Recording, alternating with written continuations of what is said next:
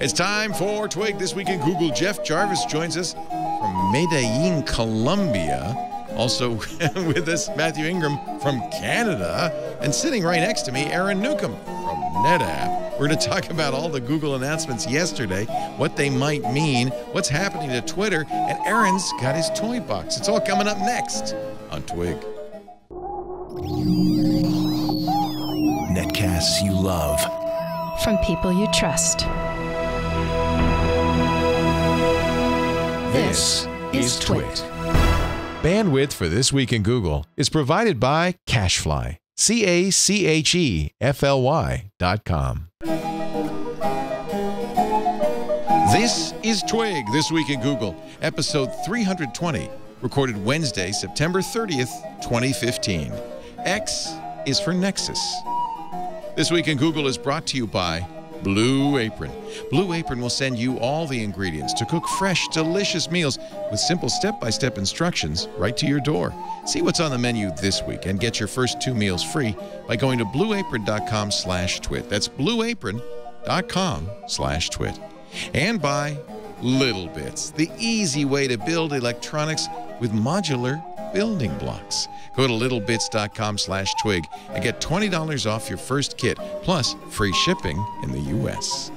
And by Casper, an online retailer of premium mattresses for a fraction of the price, because everyone deserves a great night's sleep.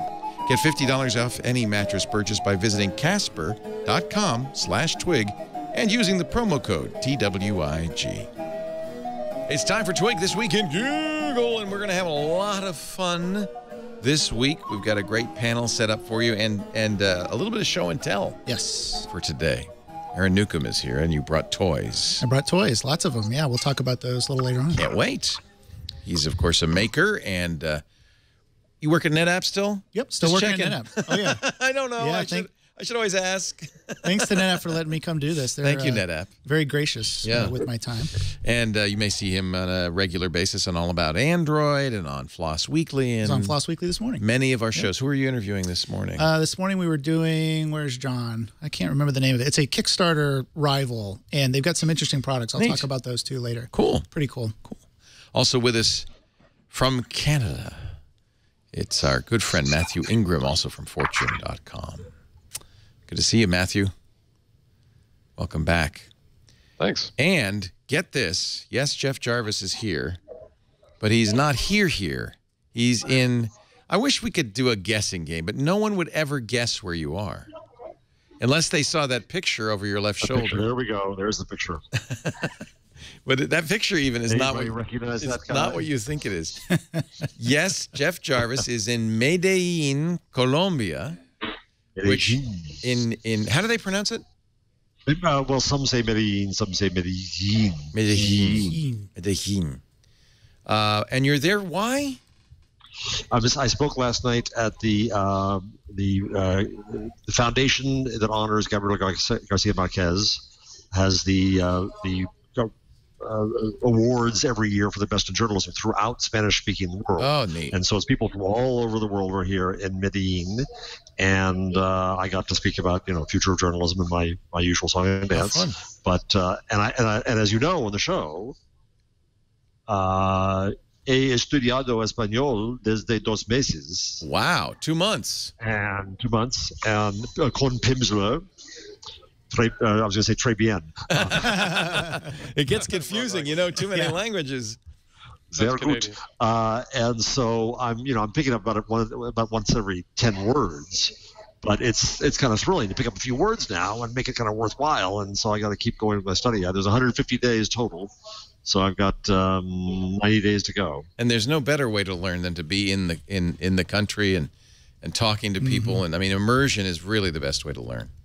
It's so great. Today I went to the mall just to get out of here, and this guy stopped me, and I thought he was panhandling or something. I had no idea. It turns out he was at the event last night. So, congratulations, good event last night. He spoke hardly any English. I speak hardly any Spanish, and he was a radio executive. It was much fun to go back and forth. So yeah, it's thrilling when I can read a headline or a sign, and get it.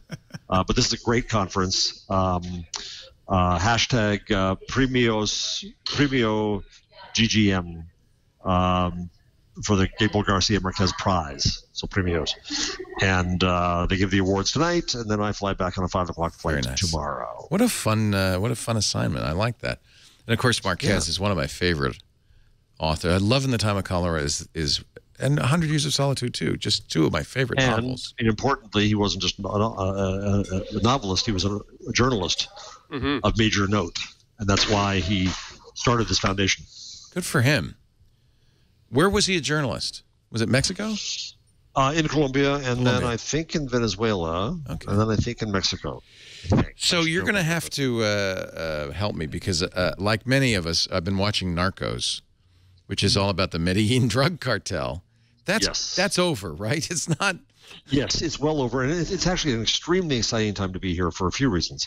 One is that the government just announced some real huge steps in the negotiations with FARC and peace negotiations after decades and decades of war here, guerrilla war, and so it's a very exciting time that they're finally making progress on that. And the narco wars here in Medellin are well over, and the city has rebuilt itself phenomenally. They built a metro so that brought the poor people down into the city more. The irony of Medellin is the rich people are down in the valley and the poor people have the good views in the mountaintop. And it's surrounded by mountains, and it's quite an amazing setting. And they've used arts and culture and events like this to really do an amazing job of making Medellin a tourist attraction and a safe city, and it's really come back. And I sent a story from El País about this to a foundation I work with in New Jersey. If you look at cities like Newark and Camden, Medellin is kind of a model. Where don't give up on the city. There's a chance. This proves there's a chance to really rebuild it. How exciting! And that's cool. And how much is the internet a part of what's going on there? Are they? Oh, go ahead. Hugely, yeah. And the media businesses, are still trying to hold on to print, and there's the same exact debate that's going on just a little bit later than where we are. Right. But of course, it's all mobile and mobile phones, and I love walking around the streets where they're selling minutes for 100 pesos, 150 pesos, just to get online. Well, were you able to get online yesterday and see the Google announcement? Not only that, but I was afraid that because I was in Colombia, I'd be restricted from buying. But no. I bought one, too. Yay. Bought one what? I got the 6P. I got the 64. I mean, that's what I got, too. Nexus 7. No, 64 is a sweet spot. Yeah. Now that everybody streams most content, and I think I bought a 128 gig iPhone, but that was because of I was a little worried because of 4K video and the live photos that I might be using an extraordinary amount of data. In fact, I am, after I put everything that I want, like including all my music on here, still only 70 gigs. So 64, I think that's fine for any sensible. Did you buy the warranty period, or are you holding the phones for such a brief period? I don't imagine. Yeah, I never buy the warranty, although it seems like a pretty good deal. Well, actually, let's talk about what Google announced. I'm going to apologize in advance to Matthew Ingram because I don't think you can buy any of this in Canada. No, none of it. You can buy it in like Ireland, and but not in Canada of all places. No. Crazy. So we covered it live. You can watch it on our Twit Live specials. It was me. Gina Trapani was with us. Russell Holly. Yeah, it was really a fun couple of hours to spend with those two talking about what Google had announced. And I thought. Google did a great job. It was fast-paced. It worked well. They brought a big number of people up on stage, and I think including a lot of women. There's a lot of diversity, but I think that it wasn't so much that is just to demonstrate that it's a team. Sundar Pichai was on the stage for a minute and then handed it off, and everybody else got to talk. And I thought I liked that. It made me feel like Google is a company that is, and this is true, and it's true of Apple too, it's true of all tech companies, made up of a lot of people. And to see more of them, I think, is great. So Mike Elgin, our news director, was there, and he came home with swag. Actually, Leo, if you could send me one of those bags, that would be great. I'd appreciate it. Well, you guys can fight over it. I at least can touch it. Right? I can touch it. I'm just going to put it out in the middle and just let you guys fight over it. I want it so badly. So the swag bag is actually quite beautiful. It's from a company called Rickshaw. It's a tweed herringbone, but waterproof. You just got, Sounds like you're doing a fashion show, Leo. Yes. It's a lovely tweed. And fresh bags made daily in San Francisco with the new Google logo, I might point out. The new, which is also killing me because all my swag is now out of date. Well, they do that so you'll buy new swag. And it's full of goodies. So what do we get here? And I'll open these in a little bit. The Chromecast audio. As we talk about them, I'll open them up. The new Chromecast itself. And then I was really, when I saw this box, I was going, oh, there's a phone. Is there a phone in there? But no, sorry to say, this is the Huawei Watch. Which that's still nice though. Yeah. I mean, it's a $400 or $500 watch. It's Absolutely. not a cheap watch. Yeah. I don't know. I was going to say it's probably what our ethics policy will allow in terms of keeping this, Mr. Elgin. But I've played with the Huawei Watch. We had a review unit as well. So let me just open up that because it really isn't a big part of the announcement. Although it's one of the prettiest watches. Although, as Russell, that's pretty. As Russell Holly pointed out, everybody on the Google side on stage was wearing Moto 360s. Some old, some new. The Huawei, they get their choices at Christmas, right? Oh, is that it? Is that why? Maybe well, that's usually it. They can pick one phone and one watch or something like that. Compare this. I'm also wearing. It's funny because this is the Huawei version of a Milanese Loop. Yeah, compare it in size and styling to the Apple Watch. I like round. I have to say. Let me see if we can turn it on. I don't think there's a flat tire on this one. I think that's one of the things, but it's awfully thick. You know, I just have to say to me that's a little bit discouraging. It just. You know, I see these guys with these wildly expensive show-off watches. Yeah, and they're just as thick. Yeah. I guess I can't turn it on.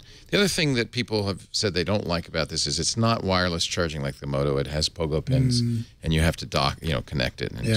But OLED screen, which is really nice. I mean, one of the things I don't like about the Moto 3, I don't know if there's plastic on here or not. I guess not. I don't like about the Moto 360 is the LCD screen is not quite as nice as the OLED screen that the LG and others. That's interesting. Do the other watches have a maker logo come up? That's the first I've seen of that. Yeah, me too. But this is now the standard Android Wear boot. Yes. This takes a while too, as I remember. I kind of like Android Wear, and having I got the new iPhone, and so I dug the Apple Watch out of retirement and put it on, and wearing it again reminds me that it's hard to use, and it isn't particularly more functional than Android Wear. You can place and receive calls with it, which is about the biggest difference. And one thing that Android Wear is missing is the ambient watch mode. This isn't even a very good watch because it's off unless you specifically flick it up to save battery life. Most of the time, it just looks like that. It looks like a black chunk, which makes it a not very good watch. I think also Apple really didn't figure out the UI. I mean, there's 2 buttons, there's force touches, all these different fiddly bits. Android Wear is considerably simpler. This button doesn't really do anything. By the way, note where it is. It's on the kind of on the side. I think it has to be because otherwise it'd dig into your skin because it's so big. Yeah, maybe. We'll put it in English. Oh, now we have to charge it before we can go on. I think that's fairly attractive. Yeah. The only negative I've heard about this is the charging methodology. But it's not a big deal.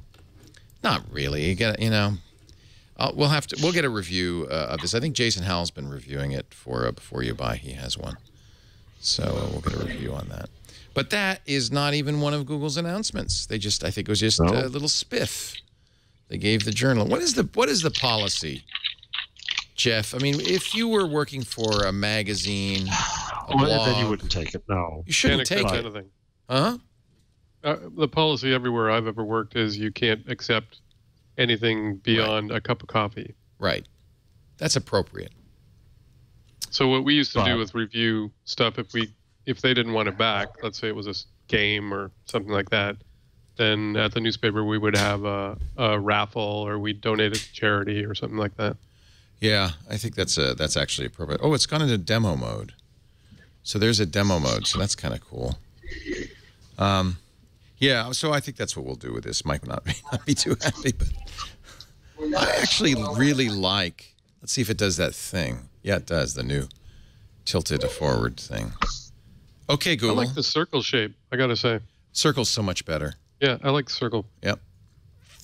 I think Android Wear has parity with the Apple Watch. Can you pay with it? Not with it. Of course, you can pay with your phone, but you can't pay with it. You're right. That's another feature of whatever Apple calls it, Apple Watch.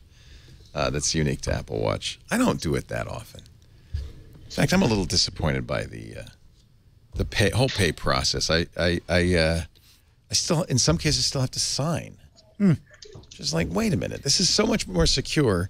You're validating my identity by signing? Right. What the hell? You probably don't have that problem in Canada, Matthew, but here in the States, in fact, this is the week that chip and sign becomes official. Well, and we've had chip cards for 2-3 years at least. It's one of the few things that we got before the U.S. But Matthew, do yours come with PIN numbers? Because our stupid cards don't, so they're not useful in Europe. They do, yeah. Yeah, we're not chip and PIN here. So this all came about because Visa and MasterCard finally had it after the Target break-in and they finally said, you know what, you retailers, you're going to have to face your fair share of the financial cost of this stuff. So they decreed that starting Thursday, and they've given everybody a year to do it, that whoever has the worst security pays. And if the retailer doesn't put in a PIN terminal, then they'll be liable for fraud and losses due to fraud. So this is, of course, stimulated Apple Pay, Android Pay, Samsung Pay. Monday shipped its version of Pay on its existing Samsung phones. But in the United States, I guess they didn't want to move too fast. Ooh, we don't want to scare away users. So they don't do pins. It's chip and sign. That's pretty dumb. That's really dumb. I let my kids sign. I'm like, go ahead. You know, Lisa just does a thing. She doesn't do a signature. I said, Lisa, that's not your signature. She says, you don't have to sign. You can put an X. No one checks it. Yeah. No one checks it. You guys have the tap and pay cards? The ones where I don't think you tap. The new terminals, you stick the card in far enough so that the chip goes in. And by the way, it is a slower process than a swipe. It takes a few seconds to read the chip. What's going on in there is the chip is actually generating a unique ID, which is then sent to the bank. The bank verifies based on who they think you are and the time that. And that's credit cards, right? Pardon me? That's credit cards, right?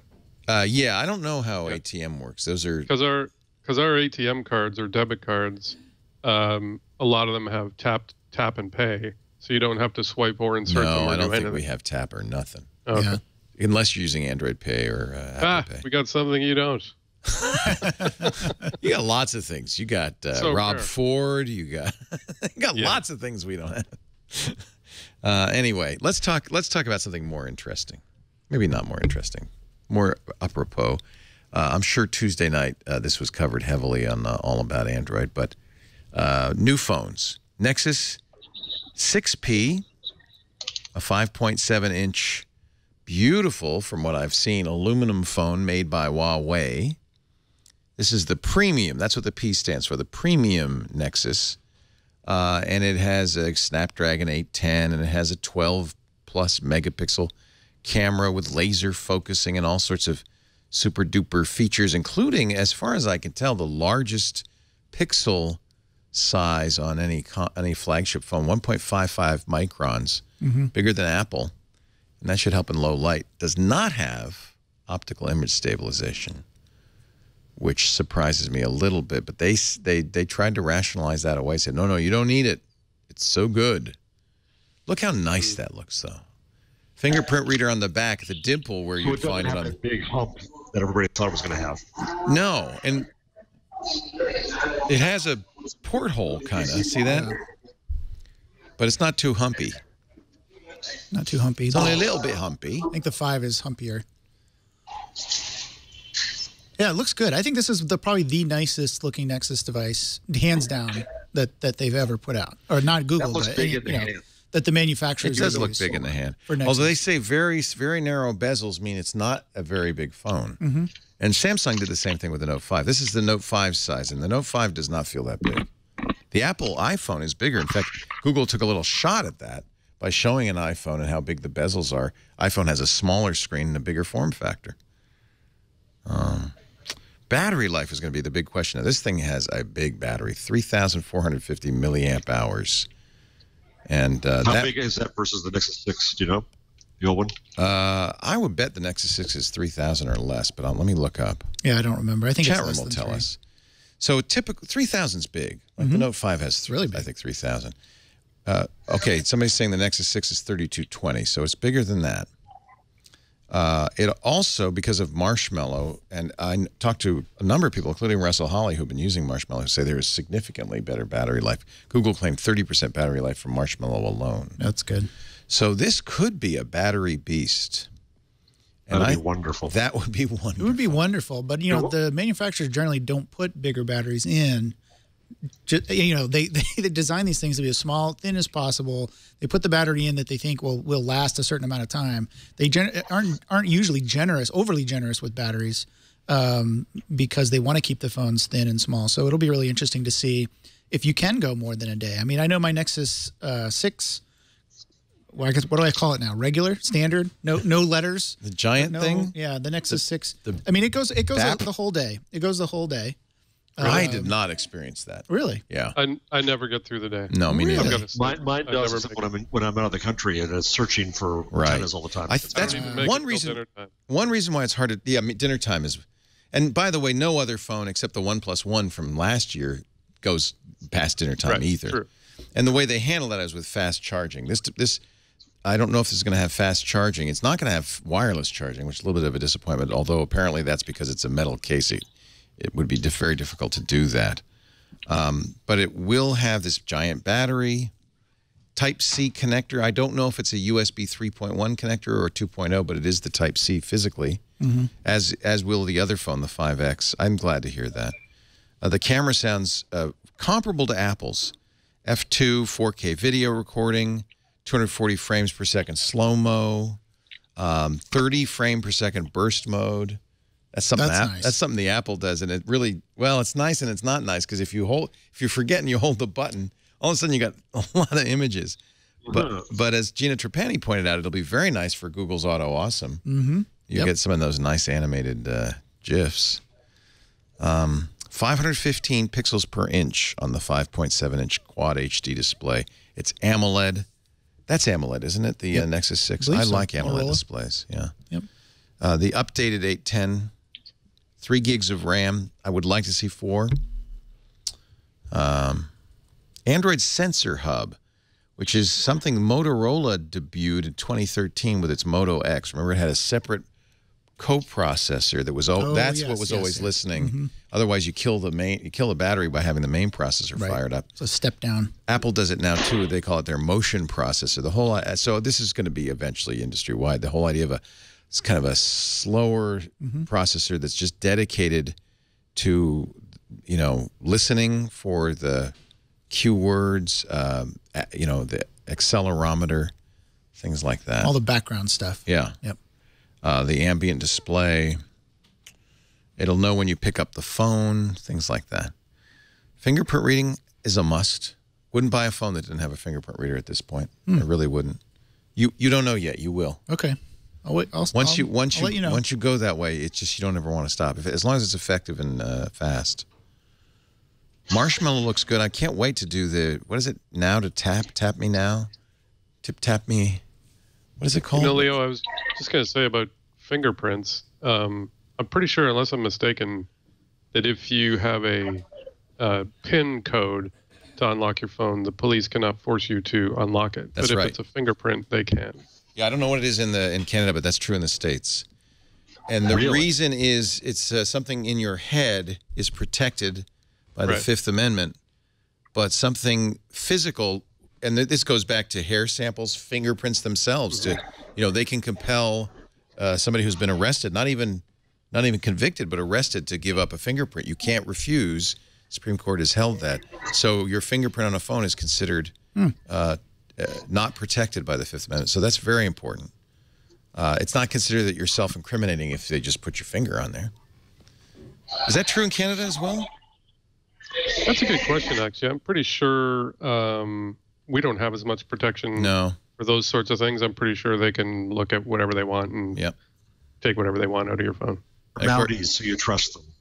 Oh, the Mounties. We're very trusting. You know, I always maybe because of Dudley Do-Right, but I always thought Mounties are like really true blue, straight arrow, kind of like Eagle Scouts. And then when I started going to Canada, I heard so many horror stories. They're like no, God, I don't want to say this out loud. Sorry, if you're a Mountie, I love you. But apparently the RCMP is considered to be kind of rough. Rough? You mean tough? Rough like how? Like they don't take no crap. Well, you know, they are the best of the best. They're like the Marines, you know. Okay. I like that. The best of the best. That's good. Theoretically. I can never go to Canada again. I know. They're going to pull you over. Texas Aggie 93 in the chat room says they're the Queen's Cowboys. Mm. I don't know what that means. Order now and you will get the 6P in November. If you ordered really, really quickly, you might have been able to get it this 1st October. Huh? Wasn't the first report that it was going to be October? They say it'll ship in October. Oh. But maybe there was only a dozen of them. I don't know. Because I ordered it all as soon as the store, you know, when we were doing the event. Gina and Russell and I are doing the event, and the chat room gives me a link. It's not even on the front page of the store. There's a deep link into the store. I order it November 4th. Wow. So I don't know who got it in October. But I'm like the 15th. What did Gina order? Did she? Yeah, she ordered the 6P. Everybody ordered the 6P. That's the one you want. I don't even know why they make the 5X. But we'll get other to countries. Other countries, I think. Maybe. One of the things I think Sundar Pichai announced, 1.4 billion monthly active Android devices. 1.4 billion. Most of those are $25 phones in developing nations, but still. Does that count Chromecasts? No. No, Android devices. And I think the Android TV devices can't be but a tiny fraction of that. It's phones. Yeah. It's amazing. If you purchase a new phone, you get a 90-day free subscription to Google Music. Is that to the family or just individual? Oh, I don't know. They did announce a family plan for $15 that I'm really excited about that. Great deal, yeah. You needed that because unlike all the other music stores, you couldn't share your password on Google Music because it was your Google account. So if I wanted to give my wife, you know, hey, you want to listen to my music? I mean, I couldn't because I'd have to give her my Google credentials. So they needed a family plan. I hope they implement it nicely. We'll see. We don't know yet. You also get a $50 credit to the Google Play Store, presumably to pay for all the apps you'll be giving up when you leave iPhone. I don't know. And this is only available in the Google Play Store, right? The carriers aren't... In the U.S. store only. They did say that internationally they were doing deals with carriers and other stores. But in the U.S., at least for now, you have to go to store.google.com. And, as you mentioned, Jeff, they announced a Nexus Protect extended warranty that is much like the Apple Care Plus. It's 2 years. The normal warranty is 1 year, but it does add accidental damage protection. It's $89 for the 6P. And if you drop it, they'll replace it. There's a $79 deductible, and you can have up to 2 incidents a year. I mean, in the life of the thing. That's not bad. It's very similar to Apple. Yeah. Broke the screen at Apple, $79. Yeah. As my son can attest. It's really interesting. I mean, even during this event, it's really clear this is all targeted at Apple. They showed the new Google Photos photo sharing, which looked really great. And the name of the album was Apple Picking. Now, poor choice of words. Ostensibly apple tree, apple picking, but they kept saying apple picking, apple picking. I can't think that was an accident. It was just a happy coincidence. I would be very interested to get this phone. If all it needs for me to go back to Android is all-day battery life. You get all day? I get all day, yeah. Unless I have a runaway app. The app that I use for my business email was suddenly just taking up 30% of my battery. Got rid of that, and I'm back to all day. I unplug it when I get up in the morning. Let's say 8 o'clock, and then sometimes I'll go all day and I won't plug it in until I go to bed. And if I do that, it is down to getting the warning 7% or something. But I can make it all day. So I think my problem is Twitter. I don't know that, but you could tell. I mean, you can look at these. Yeah, it's the number one biggest resource hog. And I mean, every time I refresh. Yeah. And I find I'm using, because the 6 is larger, I find I'm using it a lot more than my iPad. Right. Yeah, me too. Of course you could eliminate apps, take all that stuff off. You could turn off GPS. You could turn off all this stuff. And you could improve the battery life. But I really want to try it with everything that I want to use. I want it to be a full-featured phone and get through the day. And you don't want to have to keep fiddling with it. Like, I'm going to turn the Wi-Fi off now and then. I'm back home. I'm going to turn the Wi-Fi back on. I mean, I know you can use apps for that. Marshall's going to be smarter about putting things to sleep, right? I mean, one of my biggest mistakes is I leave Waze on when I get to the garage. Right. And forget to turn it off. Right. That'll drain a battery so quickly. Yeah, they really should have some fix for that. I don't know what it would be. I mean, Maps doesn't do that. Yeah, I guess Waze is just pinging all the time, pinging the network. And Nexus 5X is the affordable, and the X apparently stands for Nexus. The X in Nexus. Wasn't there a rumor that they weren't going to do these anymore, these Nexus phones? What happened? Yeah, that's right. There was. It was going to be one silver. They were just not going to do phones anymore. Yeah, that's right. I'm glad they are. Well, it's interesting because I think what they finally said is, "Oh, screw the other guys. Because this is you could say, you could make the case that the 6 was a developer. Your 6, last year's 6 it was a little expensive for a developer phone, but really was just aimed at developers and not really aimed at taking any segment of the market because it's so big and it wasn't that compelling of a phone. These phones are compelling. I feel like they compete right dead against the Samsungs and the HTCs, maybe better in every respect. So the 5X will be a little bit less processor, the 808, which is actually, I have 808 on a number of phones, is fine.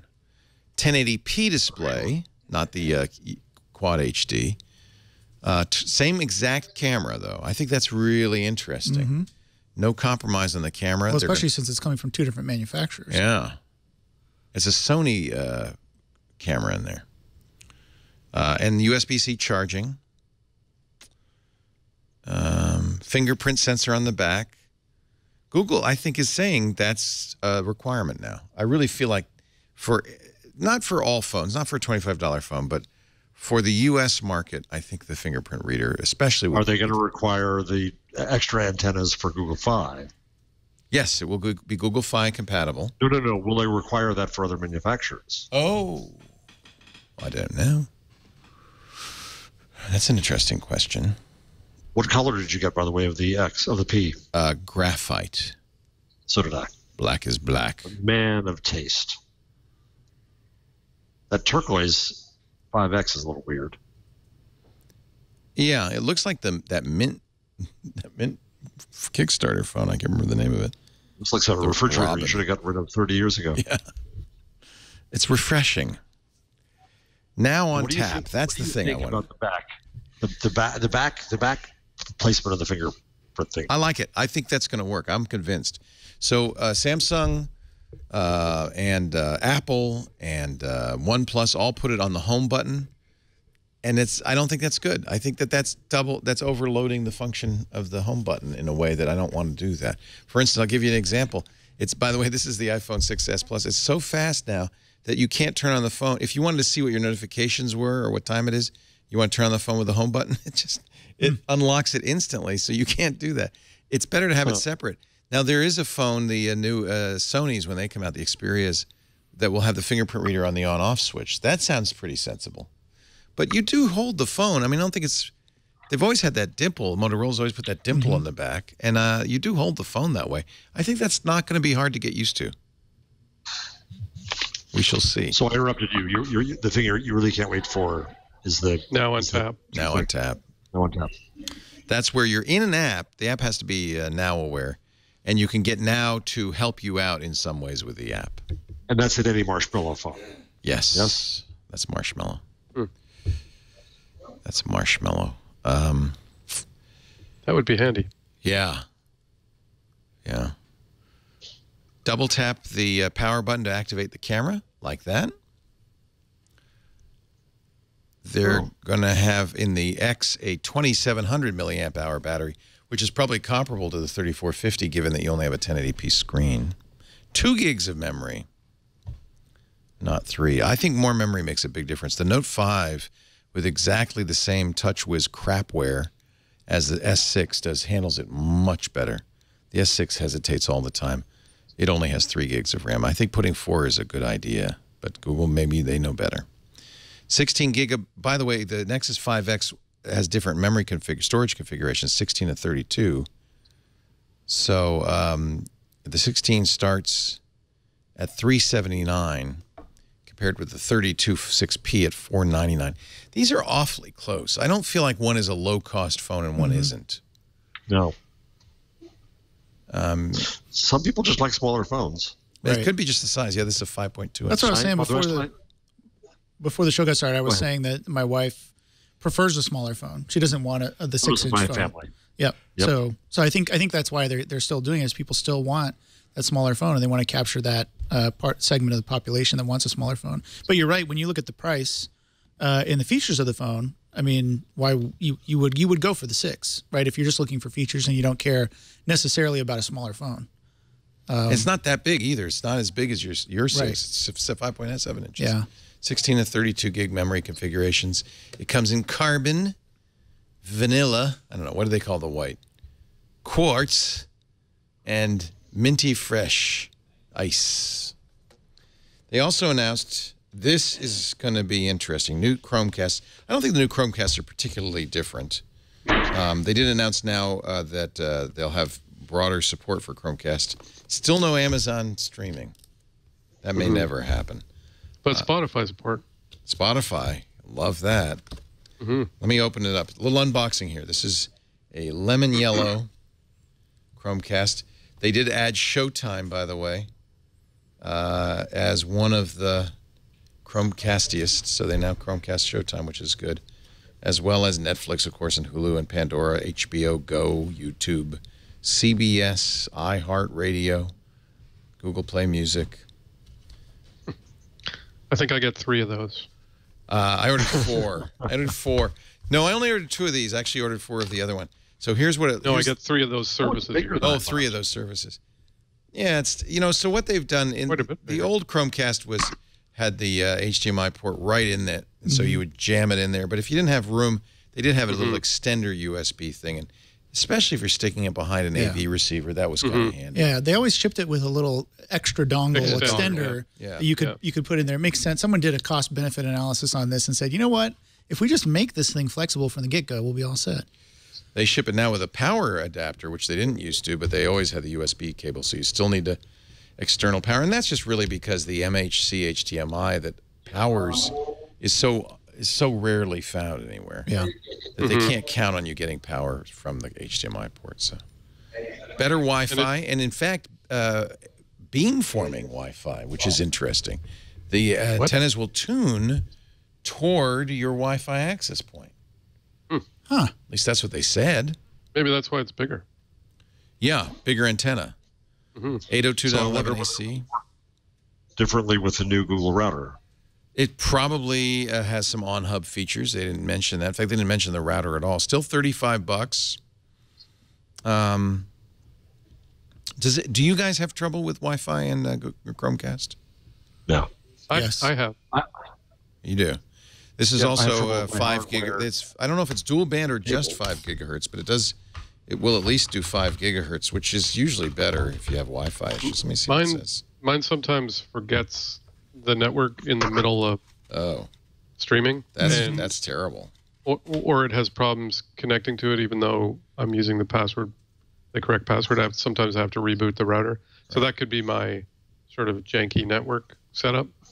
Yeah, mine has problems with the. I've got in the makerspace actually.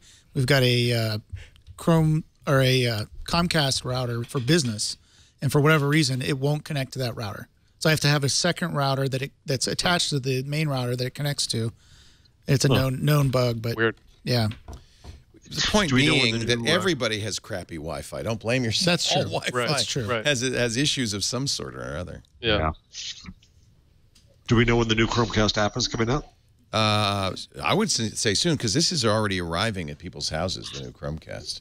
So I would say very soon. And up to now, the Chromecast app only did one thing. You used it to configure a Chromecast, and then you were done. You never used it again. Mm-hmm. Now it actually is a discovery tool. It shows all the different apps that you have, what you can watch on those apps. So Apple's advantage lasted about 3 weeks. Yeah, right. I love Chromecast. I do too. Me too. I do too. Works great. Sometimes people complain because they have to use their smartphone as the remote and they have to fire up an I app. like doing that. I prefer that. I find the interface on the smartphone, if I'm going to search for a movie on Netflix, which is easier, doing it with a remote control on your TV or on your phone? Plus, it makes this so much cheaper. $35. Yeah. See, I've got, since I can't get Hulu and our Netflix is crap and a bunch of other stuff that I won't go into, I've got a lot of stuff that I stream and movies and content through Plex. And so Plex has Chromecast support built in. So I've got a Plex server. I just stream it through the Chromecast, like through my phone to the Chromecast. Works great. Yeah, there's so many good uses for the Chromecast. And now, Chromecast audio.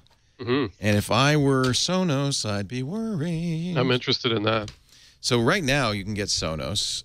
They just announced an updated Play 5 speaker with better audio. But most people, the way they buy Sonos is they buy the speaker. It uses the Wi-Fi to configure its own mesh network, usually for sharing music, so that the party mode is flawless on Sonos. It means that there's no echo, no latency. Everything's synced up, no matter how many Sonos speakers you have. But it's really, really pricey. There is also a Sonos Connect that's somewhat like this new Chromecast audio. You can use it to connect your existing speakers to your Sonos network, and I like that. But now Google is moving into this business with the Chromecast audio. This is an audio-only version of Chromecast. Similar form factor, a little smaller, and yeah, they pointed out it has grooves, like a little vinyl record. It's a nice touch. Yeah. It is. There is a button on it. That must be a pairing button. That's interesting. Comes with an analog cable, but they did say, and I don't see where it is, that it also supports, didn't they say it supports optical and RCA? Where? Maybe there's something in here. Maybe there's an adapter.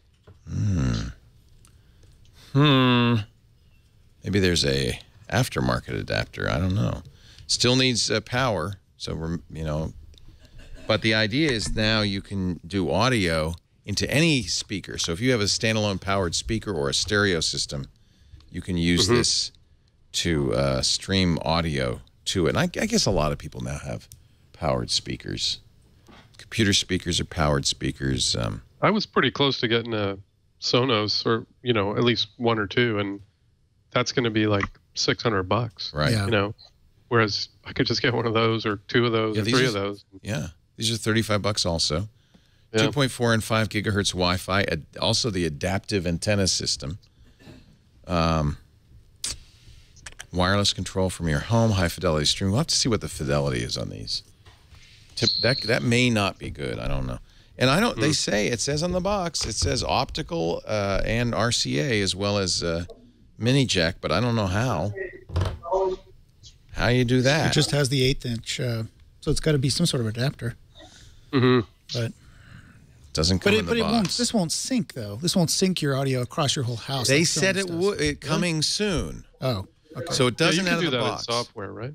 Yeah, but you don't want to do that in software. So they say they're going to have a firmware update that will support that. That's the secret sauce for Sonos. People don't really understand the biggest thing. You could do exactly as you say. You could, there's lots of ways to have speakers all play the same music in the house. But getting them synced is very at the same time very difficult. Very difficult. Echo, and then it's really not pleasant. There's phasing and echo. You can do it with radio. I've looked at this for the past since 2006. I started looking at Sonos, trying to figure out how they do this, and it is not easy. It is not easy. The easiest way to do it is to hook radios up to all the speakers that you want and broadcast your own radio station with your own music. Because that's real time. Yeah. Yeah, you can do that, but then it's still the reception's kind of crappy. It's not high fidelity. And I've got some little 2.4 gigahertz transceivers I'm playing with to see if I can get this to work. But if they can make this sync audio on these little things, they're going to sell. Is in trouble. That would be huge. They're going to sell a crap ton of these little devices if they can sync music to different speakers in different parts of the house at the same time. Do you guys think that lots of people have powered speakers? I mean, like that's a common thing?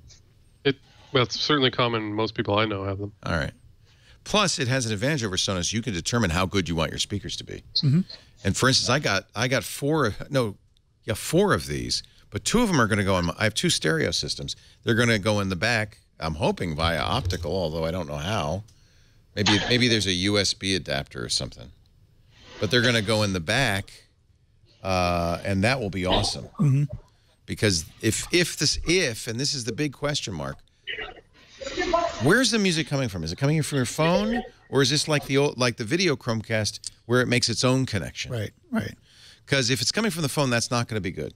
But I would guess this is making its own connection, which means this could be very high quality because from the Wi-Fi, itself. Once you do the A to D conversion, or if you're using an optical cable, you don't do any conversion. Mm-hmm. I mean the D to A. So this could be very high fidelity depending on what you're streaming from. So the chat room says the 3mm out also has optical. You need to buy a cable. I think that's right.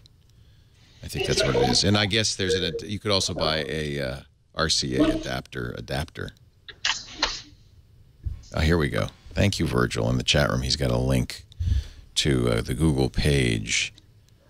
Yeah, that makes sense because you can get optical 3.5mm optical cables. Here's compatible cables and plugs. That's the one it comes with, the analog cable. And then there's a RCA adapter, not included, but you could buy, and a Toslink adapter. Yeah, I have, I think, one of these that's a 3.5mm Toslink. It's mini Toslink. That would be the way to do it. It's going to be cool when we get that in a couple of years. Oh, Canada. Oh. Now, is this did this come out of the Chromecast team or did it come out of the Nexus Q team? That's what I want to know. We may never know the answer to that question. Maybe it's old Qs. They took them apart. Yeah, they took them apart, just took the essential components out. Who needs that big ball? Yeah, I don't need new Chromecasts. I don't see a huge difference in the Chromecast video, but I bought a bunch of, like 4 Chromecast audios because I feel like that is very exciting. Yeah. And I'm all in on Sonos. I don't want to count how many Sonos speakers I have because then I'll start thinking about how much I've spent. They're really they really add up. But the way you do it and the way they get you is you do it one room at a time. Yeah. And before you know it, you spend $5,000. And they are great. They're great. I mean, they are great. And I the love service my Sonos. Support for just about every kind of streaming audio thing you can imagine. And we'll say it again. As soon as they get Google Now on this stuff, that's when it's going to take off. I guess it sort of is because Google Now is in your phone. Mm-hmm. So you could pull out your phone and say, that would be cool. Pull out your phone and say, okay, Google, play Rolling Stones in the living room. And it just starts playing in the living room. Get out of here. That would be cool. Right. That couldn't be that hard. No, it wouldn't be hard at all. No. I say that not knowing anything about how that works. It's magic. I mean, how hard could it be? Well, logic is already there, right? I mean, yeah. Oh, of course they could. It's just adding that last little bit of logic in the living room so that it understands, oh, yeah, I know I'm connected to the living room. I know what that means. Audio, whatever it's called, Chromecast audio, and then play there. So what do we think? Pretty good announcement for Google. Mm-hmm. Some good stuff. And it's not over very yet. good stuff. And wait, there's more. But wait. In fact, the biggest story is yet to come, but we're going to take a break and talk about that. The one more thing. I feel bad for Google because there was absolutely nothing that we didn't already know, right? Right, yeah. Was that on purpose? No. If you think about the bang that Apple gets from the secrecy versus the kind of wet firecracker that the Google announcement was. Well, Google has partners. Yeah. Yeah. Partners. Yeah. And they don't have the. I think they don't have the DNA for like really keeping stuff secret. No. They don't cut people off either. Right. You're not going to get fired at Google for. Well, maybe you would. Yeah. Maybe you would. Apple will cut you off. You will. If they know that you blabbed, you will never get anything from Apple ever. Yeah. I didn't blab. That's not why I get nothing from Apple. Just want you to know. I don't do NDAs or any of that stuff just because I know I would blab because I don't remember anything. Did I tell them I wouldn't say that? I don't remember that. I did actually once, many years ago, break an NDA by accident. I felt terrible about it. It was only by a day, but I felt terrible about it. And that was the last time I signed an NDA because I just don't have the brain cells to remember what I know and don't know. It's like lying. You know? It's like, oh, I don't know that. Our show today brought to you by Blue Apron. Really glad to have Matthew Ingram here, Aaron Newcomb, Jeff Jarvis from Medellin, where he's making a little drug run for us. Little tip, don't swallow those balloons. Just kidding. Just kidding. Jeff the Mule Jarvis. You can't go to Canada or Colombia now. Or you can't go to either. I can't go anywhere. And I can't go to an Apple event either. It's just I'm joking. It's comedy. Our show today, by the way, Jeff wasn't sitting there, so don't tell him what I said. Our show today brought to you by Blue Apron. Blue Apron will send you all the ingredients to cook fresh, yummy meals right in your home. You know, I think we all work pretty hard. We get to the end of the day, the last thing you want to do is go to the grocery store and pick up the ingredients to make a great meal. If you go to the grocery store, it's hot dogs, buns, and a pack of frozen French fries most of the time. But wouldn't it be nice to make a lovely meal for your loved one or ones? Blue Apron. When you get home, you got the Blue Apron box sitting right there. Fresh, delicious ingredients. This is Jason Howell making something so amazing with his Blue Apron. What's neat is all the ingredients are perfectly proportioned. There's no waste. So you see those spices? That's the packet. You use it up. You get, just what you need and nothing more. The produce is fresh from local producers. The meat and fish are always fresh, never frozen. It's the kind of stuff you'd buy if you went out to buy it. And then you get this great recipe card that explains how to make it. And they're unusual recipes. That's what's fun about it. You're learning new techniques. In fact, they even have free videos on the website you can visit and learn a little more. I've gotten such great cooking ideas, found new ingredients, and my confidence level has increased thanks to Blue Apron for less than $10 a meal. By the way, they have a family plan, too, where they'll give you kid-friendly ingredients so the whole family can eat well and have fun learning to cook, man. If you could give one thing to your kids, it'd probably be a love for cooking and great food. Each balanced meal is 500 to 700 calories per serving. Very yummy. Look at that. Oh, man. Jason made that. Cooking takes about half an hour, although I'm a little slower, but that's fine. You basically can move as fast or slow as you want because it's your kitchen now. Shipping is free, and the menus are always new. You won't get the same meal twice, which is nice. No repetition. Although, once you learn how to cook, crispy Cajun catfish with dirty rice and spicy remoulade, you will know how to do it next time, and then you're ready. You feel confident. Oh, look at that. Thai chicken meatballs, crispy tofu and yu choy red curry with jasmine rice, Thai basil, and cashews. The Asian stuff is great. The flavors just perfuse the house. Your mouth is watering. People come in, and they're so impressed. You made that? Yes, I did.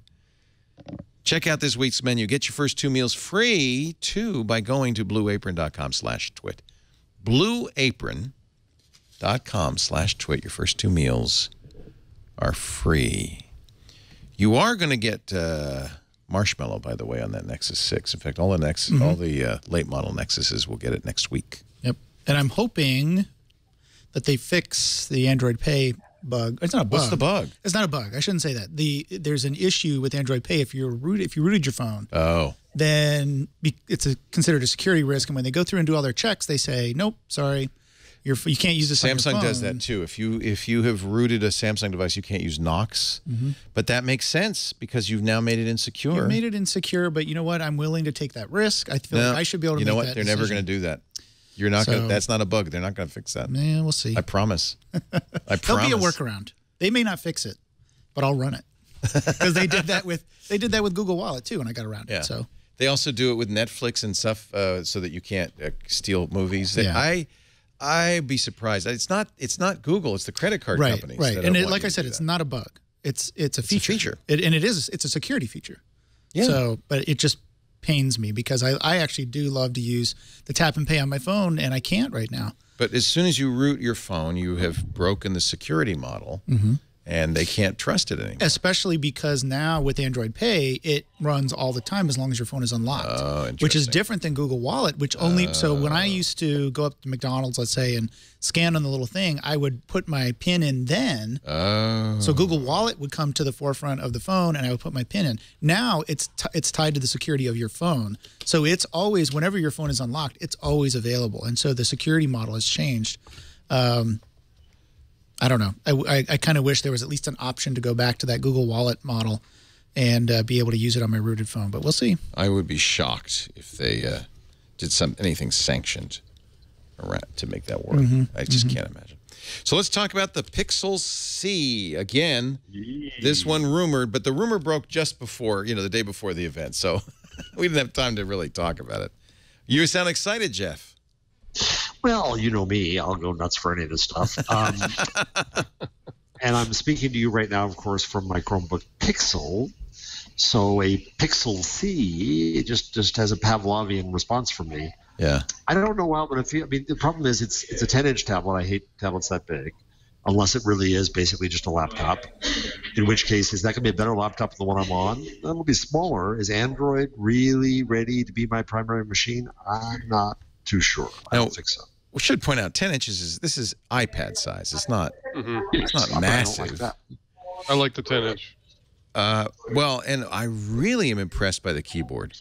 And the magnetic mechanism was very impressive. In fact, I had to think that Microsoft, because these are just basically like the Surface.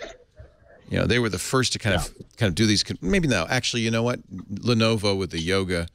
And a few other companies were the first to do these convertibles. But this magnetic latching system where the keyboard is the cover, and then as you flip it around, it catches with the magnet and becomes a kickstand keyboard combo is brilliant.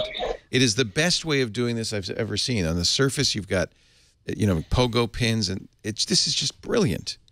What if you want to just use it as a tablet, but you have the keyboard with you? Does that become extra baggage? Well, the keyboard is extra, so you don't have to buy the keyboard. No. I'm not asking something different. So you walk around with the two things, but you want to watch a movie now. Yeah, so you don't need the keyboards are covered. I presume you could just take it off or flip it around. But then it's flipping around. Right. Yeah, you don't want your keys on the table, right? It's a new processor, the NVIDIA Tegra X1. These are the K1 was in the Shield. It was an amazing processor. K1. Very good. Still really fast. Yeah. Yeah. I don't know anything about the X1. By the way. Quad 7 core. millimeters. How much?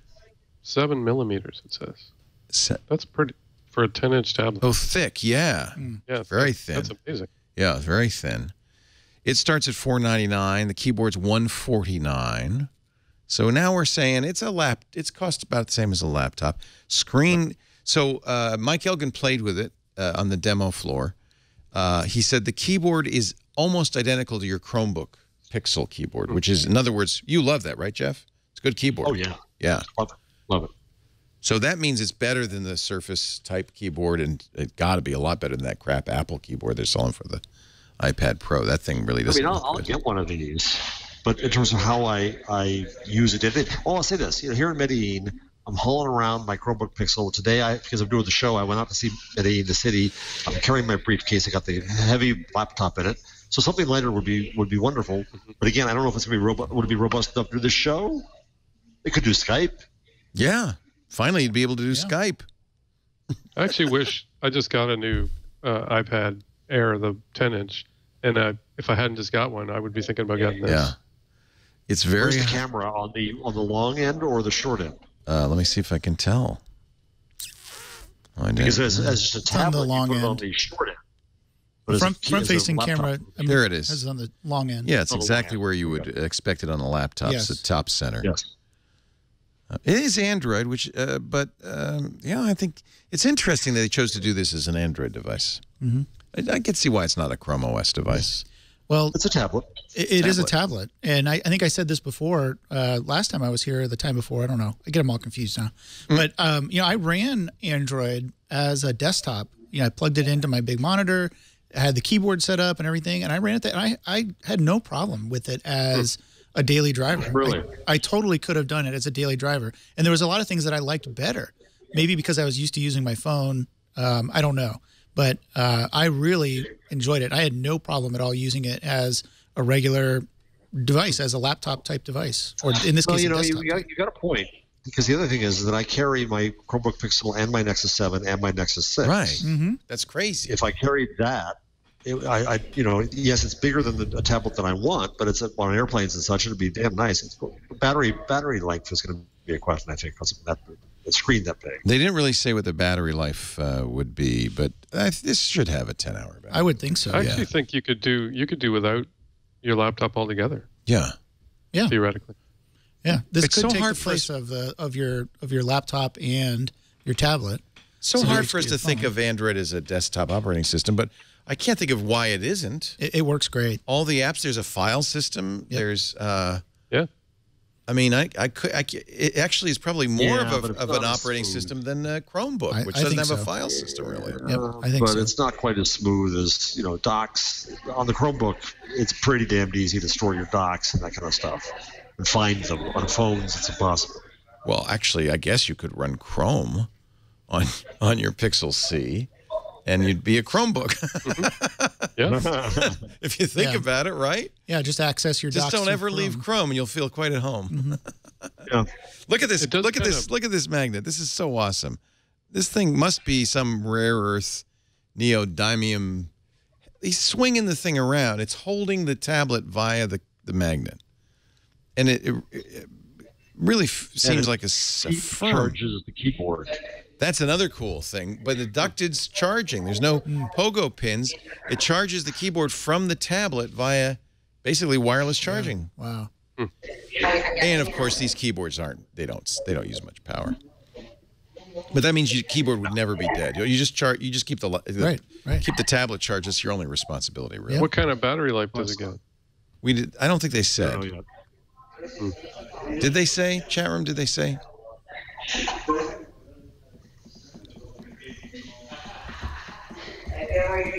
It's not okay, so somebody's saying, well, how do you know I don't know how the iPad keyboard is, but I don't like it that it's fabric covered. Yes, yeah. I think right there, that's a problem.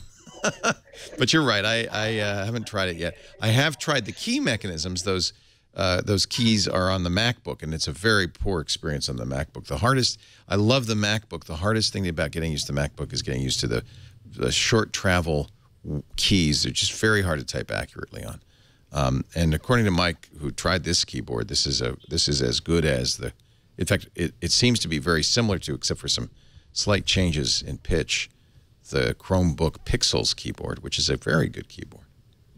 But it makes you wonder. We were talking about Android versus Chrome OS. I mean, it kind of brings up the question: why do they have two things? Like, why? If Android's robust enough to run interesting, isn't it? A workplace tablet, why do you need a whole separate OS for the Chromebook? Is Chrome OS going to be the education OS? What's going on? Well, I think that's exactly it, Leo. I think Apple just said they're not going to combine the two OSs either. Right. I think that Google says that very soon they'll have more Chromebooks in schools than all other devices combined. Some people say this is the death of the Chromebook. I just don't believe that. I think the Chromebook has its role. Yeah. And I think might even actually grow in a business sense. And it is more limited, easier to maintain for IT. It is easier to find files and things. It just works better as an operating system. Could you imagine having designed two versions of the operating system from the get-go? Yeah, but that's where we are with both iOS and Android.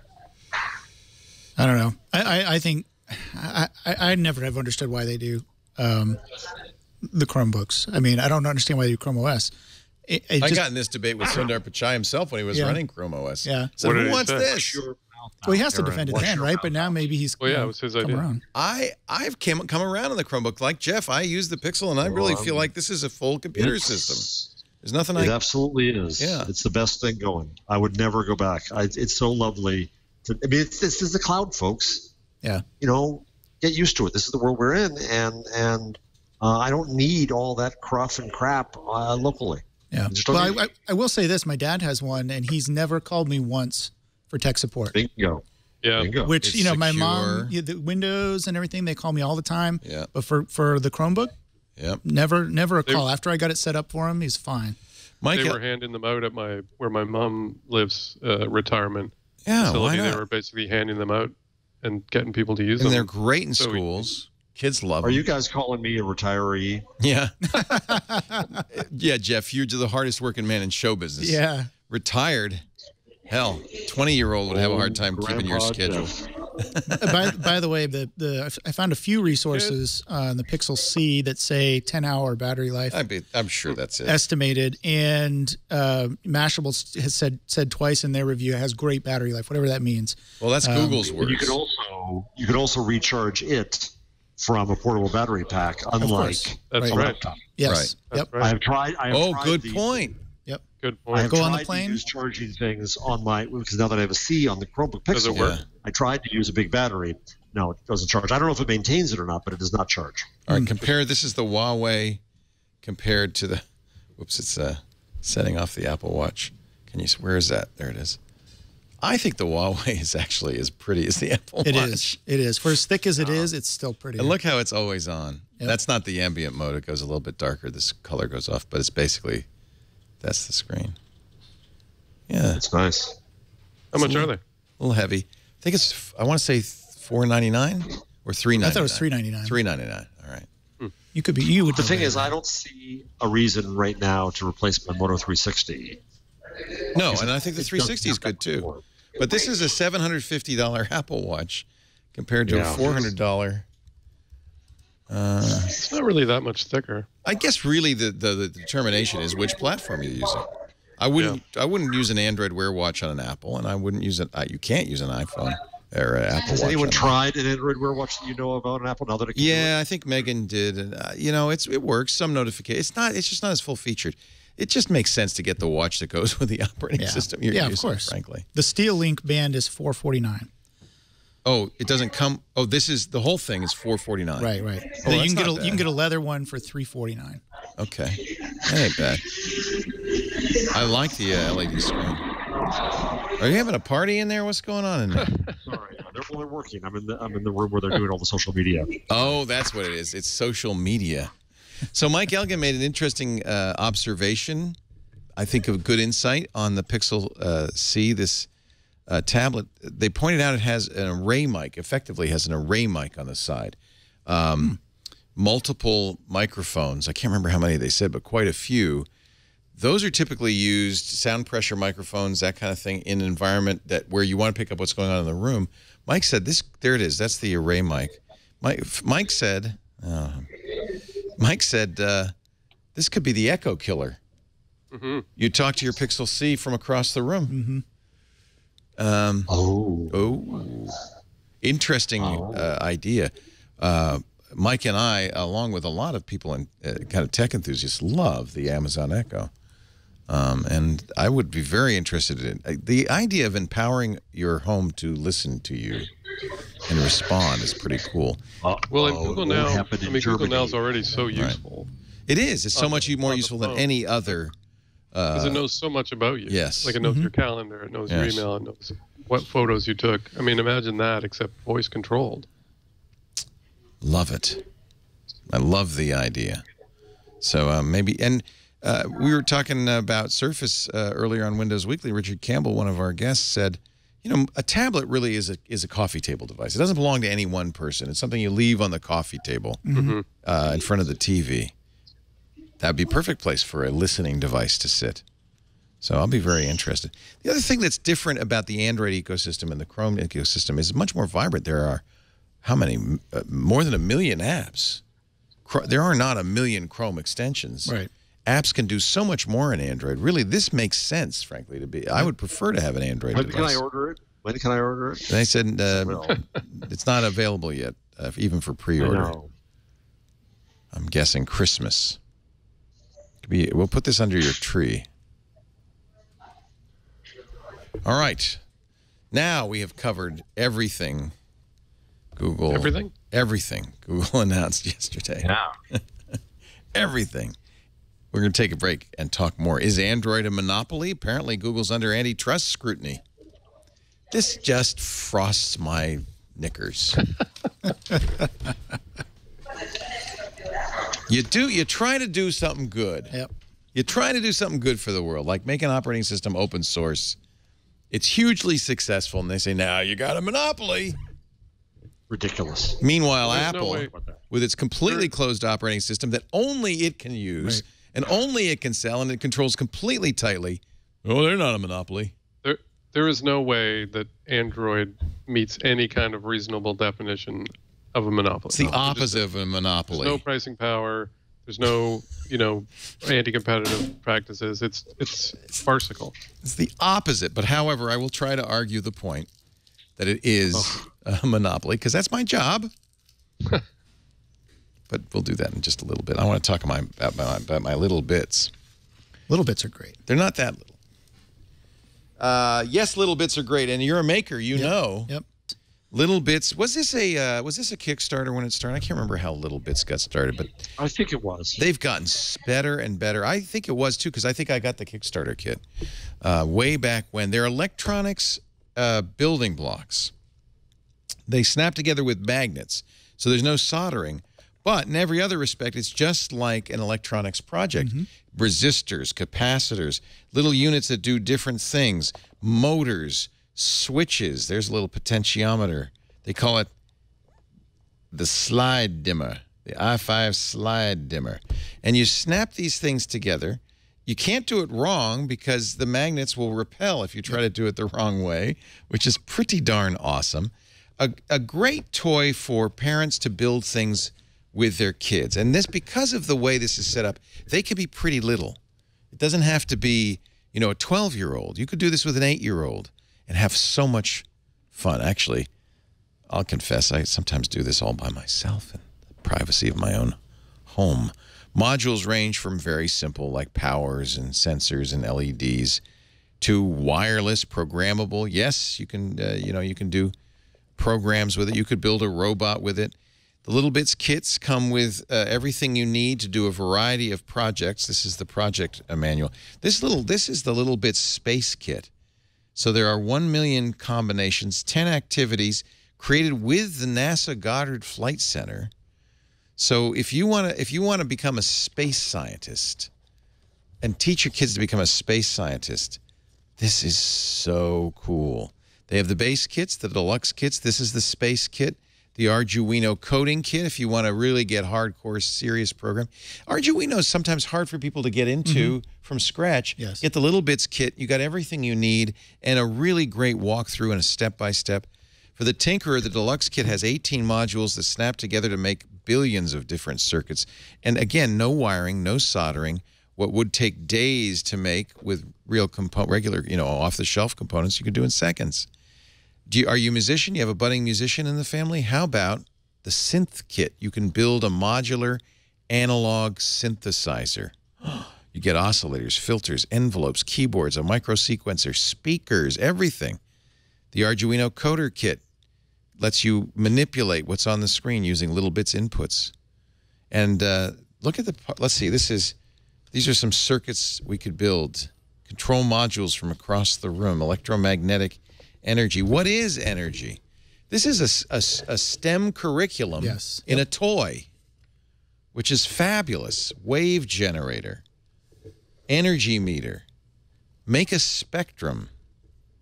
Oh, that's cool. This is fun. It is fun. And it's nice that it's all color-coded. Yeah, you can't go wrong. I mean, it's really pretty straightforward. The truth is, that's not for the kids. That's for the grown-ups. The grown-ups need a little help. You don't want to look like, I don't know what's going on. I've done these kits, and really, you don't want to be the one going, I don't know, Michael. Let me figure out how this works. You want to look like you know what you're doing, and you will. Satellite dish, data communications. Wow, so cool. So here's the deal, $20 off your first kit. Go to littlebits. Hi, friends of This Week in Google. littlebits.com/twig. That also includes free shipping in the U.S. $20 off. Just use the offer code TWIG at checkout. And if you make something, would you Instagram me? Just go at Mr_Laporte, at Mr_Laporte, and I will. I'd love to show some of the things you've built with your new little bits. You and your kids, or your friends, or your parents. Littlebits.com/twig. I just love our sponsors. Oh, I'm so glad they're a sponsor. Isn't that great? That's a great sponsor. That's a great product. Everybody should go check that out. Especially if you have kids and you want to teach them electronics at an early age. Like you say, you can't go wrong. No. And not every kid wants to become a maker. Not every kid wants to do the kinds of crazy stuff you do. Yep. But I really think every kid should have at least the experience of how stuff fits together. Right. So they can understand it. What we don't want is kids to be consumers. We want kids to understand don't just buy a tablet. Understand how a tablet works, and so even if the kid isn't going to be, getting deep into it, not every kid wants to be a maker. They'll at least have that experience and the joy of putting something together. And when the light comes on or the fan spins, it's so great. Yep. Chromecast coming to Spotify, Showtime, Sling TV. I've been able to, with my Spotify on Android, send it to my Sonos, weirdly enough. And I think I don't know what the new Spotify capabilities are, but anyway, they said something. So, Android is in use by 1.4 billion people. Clearly, it's a monopoly. Sigh. According to Bloomberg. Now, I should also point out that in the past we've seen maybe overstatements about what the U.S. government is investigating and whether it's a criminal investigation or even a serious investigation. But the Federal Trade Commission apparently has reached, according to Bloomberg, has reached an agreement with the Justice Department to lead an investigation on Google's Android business, according to two people familiar with the matter. Did Google stifle competitors' access to Android? Now, on the face of it, this would seem absurd, since you can go and download from GitHub the entire Android code set, except for the Google bits, and put it on a phone, and you don't even have to ask Google, right? You don't even have to contact Google. You just make an AOSP handset, and you sell it for $25. You can use it on a lot of devices have Android on them because it's open source and free. So really, that can't be the question. The question must be, is Google using its market clout to force people to put the Google services on Android? Yeah. So, like I want Android without Google. It's a bundling argument. So because that's what works with Microsoft. So the argument is they control to some extent the Android platform, and therefore they can push their Google apps and services on people and effectively give themselves a head start compared to other services. Yeah, and that works so well with Microsoft. By the time the government had finished its multi-year investigation and prosecution, hundreds and hundreds of hours of boring depositions, millions of dollars down the tubes, what did they achieve? I could name a million things that I do want the government to protect me from, like bad hotel Wi-Fi, yeah, like bad airline behavior, like name it. There's tons of things. This is not consumer protection in any possible universe. Who the hell complained except a competitor of Google's? It must be, right? Yeah, it's absurd. It must be Samsung or Apple or somebody said, EU is doing the same thing. Fairsearch.org. Oh, must be a nonprofit, right? Because it's got the .org. Well, yeah. They Pretty said. sure it's funded by Microsoft. Pretty sure it is. Fair Search. You know, it's really sad that if you can't compete, you just try to win by suing or encouraging antitrust action against your competitors. That's just sad. Make a better product. By the way, if you Nokia, go to... I love this, right? The first company listed is Nokia and Microsoft. When did that happen? Who owns Nokia? Who owns Expedia? Who started Expedia? TripAdvisor, Twinga, Foundem, who's been going after Google, Oracle, oh yes, we know how upstanding they are. Allegro, who the heck is that? Buscape, who's that? Ad Marketplace, I'm sure in a span. A couple of these guys just threw in a couple of bucks. Who threw in the big bucks is the question. Oh, the last one listed, Microsoft. Yeah. Yeah. Better. So here's what fairsearch.org says. Google has used a range of anti-competitive tactics, carrying on a troubling pattern of conduct that has made it more difficult and expensive for fresh, innovative companies like Microsoft, I added the like Microsoft, to reach the market. Well, Google's playbook is simple, it says. First you do open, and then you dominate, and then you close. Well, that's, yeah. So, okay, you can make that argument. Like Microsoft, I understand, yeah. But when has it happened? Just because it could happen doesn't mean it's going to happen. It doesn't mean you stop. Well, that's what they're investigating. Has it happened? That's ridiculous. Google Android accounts for 59% of the smartphone market in the second quarter, compared to Apple's 38%, and Microsoft's 2.35%. But success in the marketplace doesn't mean you're a monopoly, and it's not even monopoly level. Right, exactly. That would be my point. Oh, go ahead. In the U.S., the monopoly, it's not illegal to have a monopoly. Right. A lot of people are under the misapprehension that it's illegal to have a monopoly. It's not. It's illegal to gain a monopoly through anti-competitive practices, and it's illegal to use your monopoly in anti-competitive ways. But so far, at least, the courts have only ruled against monopolies if they impact consumers negatively. Right. So if, for example, if prices rise or there has to be a damage. Controls. Right. So where is the damage? The damage is you get a lot of great apps for free. So it's hard to prove that anybody's being, hard done by. Well, and as Microsoft knew when it was being attacked by the Department of Justice, you prop up the competitors, Apple in that case, and Apple had a few percentage points of market share, but Microsoft said, no, there's competition. See, we got Apple. Apple is 38% of the market, and one could absolutely argue is dominant and forces all sorts of concessions from other industries. And this is the key, by the way, in antitrust regulation, uses its market dominance to enter new markets and dominate those markets. That's the thing that is illegal. And what is Apple doing? I mean, what is Apple Music all about? Apple's trying to become big in cloud services. And Apple is far worse about compelling you to use its products, to either make it impossible in some cases or at least very hard to use things that are not part of that ecosystem. Google is much more open when it comes to that stuff. That's half of the reason I moved from iPhone to Android in the first place. In fact, Google allows Apple to put an application on the Google Play Store called Move to iOS. Apple doesn't allow Google to put a Move to Android app on its store. Right. One presumes that the FTC will look at this and go, yeah, no. I'm really trying. It's hard for me to play devil's advocate on this one because, here, let's see what the case could be. So Google gives away Android, but really no consumer wants plain Android. They want Google Store, Google Maps, Hangouts. They want That's not the argument. The argument will be Google gives away Android so it can force these applications on you. Right.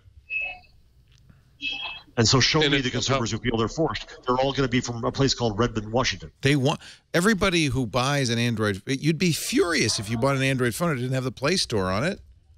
That's precisely why I will not buy a Fire. Fire. Yeah.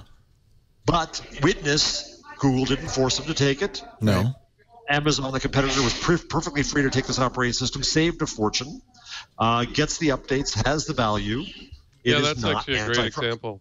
That's a great example. If I were in court, I would use that as an example of how Google has been much more lenient than it could have been. Just try doing that to Apple. Just try doing that to Apple. Well, I mean, I guess you have WebKit, but that doesn't count.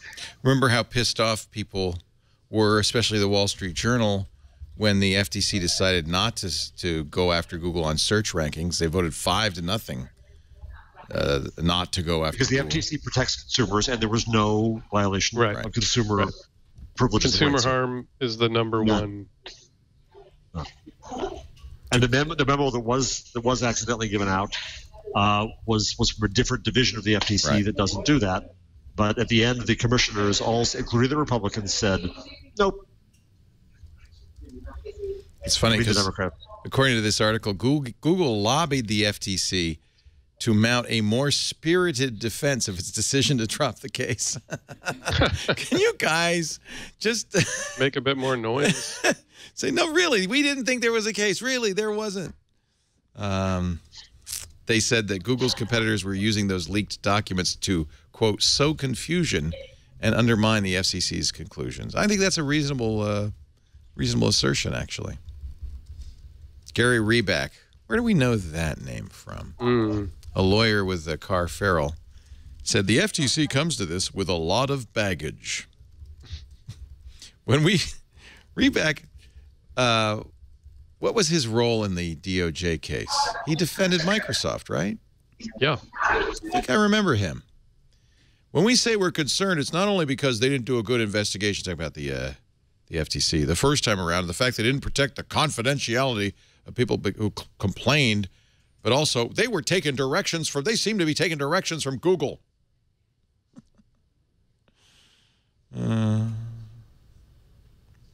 Gary Reback. Hired gun. Have Reback will challenge. All right. I don't know. There's nothing more to say about that. Preach into the choir here. 1.4 billion users is pretty amazing. By the way, interesting co-stat.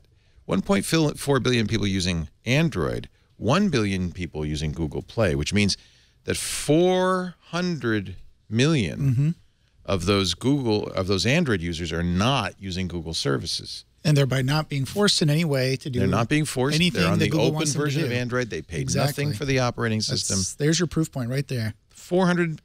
There's got to be a reason that Google used that stat. 400 million people not using Google services. They get it for free. That's impressive. 900 million people signed up to use Gmail. That's impressive. These numbers are getting so huge. It's just crazy to think what that percentage of the population of all the people in the world are using Android. I mean, it's just crazy. And then to think of the billions of people that sign up every month. So what's happening to all of the, this is where I get confused, is in the numbers. What was it, 1 billion people a month? I don't know. Are signing up or something. It's just, these numbers get so big, it's hard to wrap your mind around it. Where are all these phones going, or all these devices going? If there's only 1.4 million active users, or excuse me, see, I did it again, 1.4 billion active users. All right, we got to run because Jeff has to run, but we're going to get to our end of the back of the book bit in just a bit. But one more little public service announcement. Facebook is not going to charge you to keep your stuff private. You do not need to put a copyright notice on your Facebook timeline. Please stop doing that. And if you do, you just look foolish because it's... You're an effing idiot, and you don't deserve Facebook. Somebody said that policy posting was actually very useful because it showed you who you should unfollow. My college roommate posted it, and I felt I didn't know what to do. I didn't want to say, "Oh, dude." Humiliate them. I didn't want to. Facebook is not going to make you pay $6 to keep your status private. This comes up like every year. Yeah. And it's a testament to the viral nature of the Facebook news feed. Facebook said it's trying to beat this. Last January, they said they were tweaking the news feed algorithm to crack down on these stories. I guess it looks too self-serving if they actually stop that story. Right. So maybe they're stopping other stories. I know you have to go, Jeff. Do you want to go now or? Yeah, I'll do my number first, then I'll go. Okay, so I'm going to do an ad if you have time, or should I give you? Yeah. You don't mind? It's an ad that you're going to be interested in because I know you're not getting much sleep this week. So you need a Casper mattress, my friend. Can you ship one down to Medellin? I should. I know I feel better when I sleep on a Casper. It's beautiful. Obsessively engineered to give you support and comfort, made in the USA. sold direct to you, which means you cut the cost of dealing with resellers and showrooms. There's no markup. It's a great price for a great mattress. And I know when I say that, people say, but I want to try before I buy. How can I do that? Just get it. You have 100 days to return it, and it will cost you nothing. Shipping is free. If you decide you don't want it, the return is painless. They will refund you every penny. You'll pay nothing. But 100 days, that's the best way to try a mattress. Look at that, too. It comes in this great, convenient box. That was a queen-size mattress. Came in a box the size of a small, I don't know what. Small. It's what I sent to my son. He's the 3-floor walk-up in college. It was perfect for him. You will love your Casper mattress. They're cool in the summer. They keep you warm in the winter. $500 for a twin. That's an amazing price for a premium mattress. And no springs. I'm sick of the springs. Springs give you lumps. Springs poke through. Springs squeak. Sometimes springs squeak a lot. Don't have springs. Have a Casper mattress instead. Go to Casper.com/twig and use the promo code TWIG to save $50 off your brand new mattress. I'm hearing from a lot of people now who are getting their Caspers and loving it. But the nice thing is, somebody sent me a tweet this morning and said, I'm getting the Casper. I hope I like it. The nice thing is if you don't, no harm, no foul. They'll come, they'll pick it up, they'll take it away, refund you every penny. Casper.com/twig. Jeff Jarvis is in Medellin. I just like saying that. He's in Colombia. It is cool. Tonight, the awards ceremony for the Marquez Awards. And you're flying back tomorrow morning at 5 a.m. United and Copa Airlines willing. Yeah. Well, we wish you luck. Will you be home next week, or do you have to travel some more? I'm home next week. Good. I've got one bad trip coming up, which is Newark, Lagos, Johannesburg, Miami, Newark. Oh, that's a nightmare.